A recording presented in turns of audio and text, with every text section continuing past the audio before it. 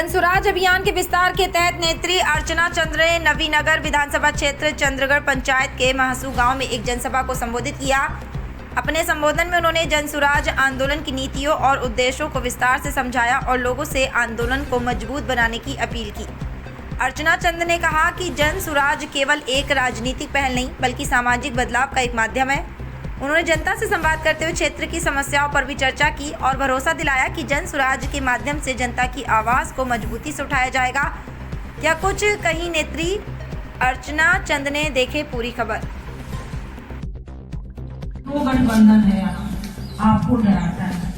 भाजपा आपको कहता, भाजपा कहता है, लालू जी कहते हैं कि भाजपा आ जाएगा तो मुसलमान भाई आप खतरे में पड़ जाइएगा। आपकी लालू जी मजबूरी नहीं, और लालू जी और भाजपा क्या कहेगा कि लालू जी आ जाएंगे तो जंगल राज आ जाएगा।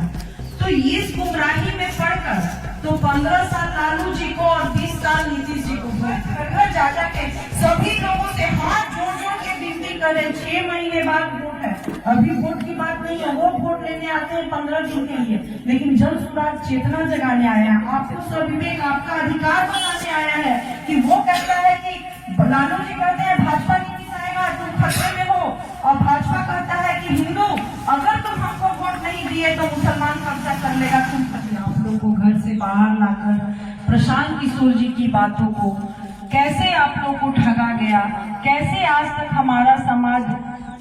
आज मैं छोटा सा उदाहरण आप लोग को देना चाहूंगी। अब हम लोग ईद मनाने जा रहे हैं, हर साल ईद आता है, कितना हर्ष और उल्लास के साथ हर मुसलमान भाई ईद मनाते हैं। उसी तरह से अगर हिंदू में जाइए, अभी कमलेश जी होली का बात कर रहे थे, तो सारे हिंदू मिलकर होली बनाते हैं। तो देश का मिलन जहाँ हम लोग सद्भावना और भाईचारे की बात करते हैं, जब देश निर्माण की बात हो, समाज निर्माण की बात हो, बिहार निर्माण की बात हो, तो हमारे प्रखंड अध्यक्ष लौ जी बहुत अच्छी बात आपको डराता है। भाजपा आपको कहता, भाजपा कहता है, लालू जी कहते हैं कि भाजपा आ जाएगा तो मुसलमान भाई आप खतरे में पड़ जाइएगा। आपकी लालू जी मजबूरी नहीं, और लालू जी और भाजपा क्या कहेगा कि लालू जी आ जाएंगे तो जंगल राज आ जाएगा। तो इस गुमराही में पड़कर तो 15 साल लालू जी को और 20 साल नीतीश जी को। मैं धर्म पर थोड़ा जाना चाहूंगी। मैं आपको बताना चाहूंगी कि हिंदू समाज हो या मुसलमान समाज, अगर मुसलमान समाज के लिए कुरान बहुत ही पाक है तो हिंदू समाज के लिए गीता भी बहुत पाक है।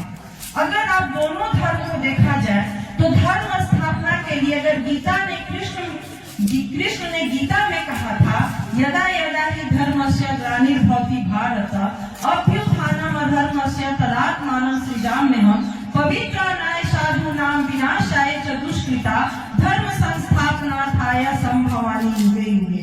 यानी धर्म की स्थापना कब होगी? जब युद्ध होगा। उसी तरह से आप कुरान में जाइए, और हम लोग हमेशा मुहर्रम के समय जाते हैं, जो करबला का युद्ध बनाया जाता है, उसमें पूरे मुसलमान भाई एक साथ स्वर में चिल्लाते हैं, कत्ले हुसैन असले मर्गे यजीद है, इस्लाम जिंदा होता है हर करबला के। तो ये टाइम होता है। तो अब हमें समझने की जरूरत है, हमारा हिंदुस्तान हिंदुओं के लिए भी है, हमारा हिंदुस्तान मुसलमानों के लिए भी है, हमारा हिंदुस्तान सिख के लिए भी है, हमारा हिंदुस्तान ईसाई के लिए, जैन के लिए, बौद्ध के लिए, सबके लिए है। सबसे बड़ा जहां हम गर्व से कहते हैं कि हम हिंदुस्तानी हैं, वहां पे धर्म की बात नहीं होती, वहां हिंदुस्तान की बात होती है, वो है हमारा संविधान। और संविधान में सबसे पहला लाइन क्या कहा गया है?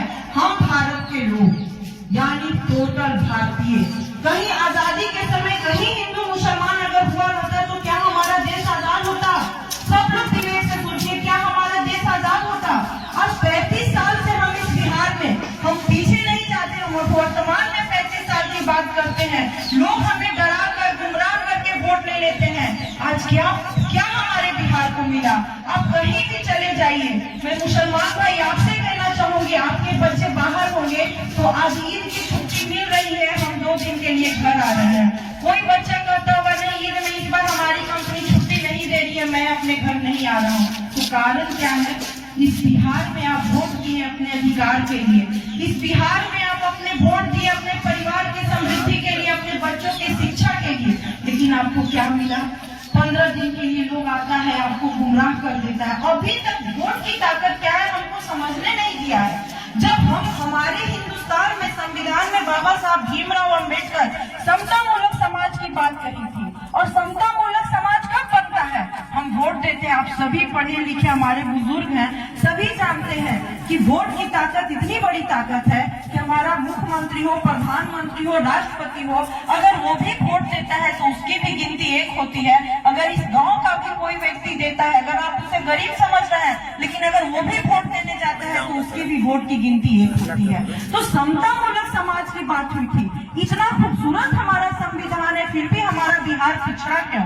ये भी सोचने की जरूरत है। महात्मा गांधी गुजरात में पैदा हुए थे, हम लोग सभी जानते हैं कि महात्मा गांधी गुजरात में पैदा हुए थे, लेकिन सत्याग्रह के लिए किसको चुना था? किस राज्य को चुना था?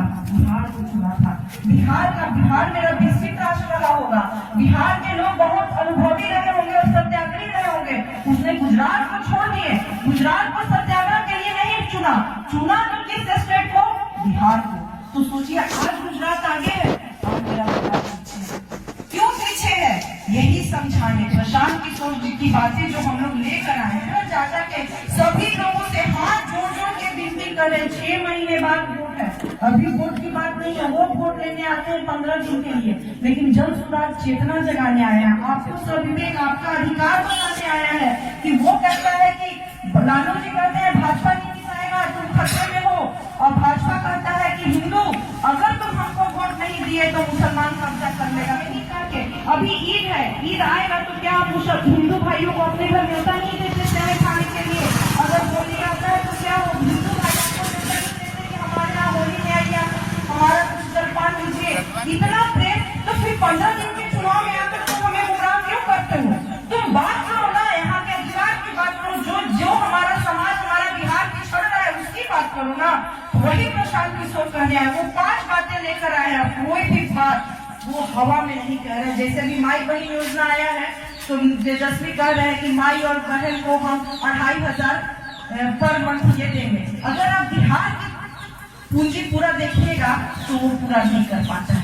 6 करोड़ महिला हैं, आप 2500 रुपया कहाँ से दीजिएगा? उनसे ये क्वेश्चन पूछने लायक है कि कहाँ से लाइएगा पैसा?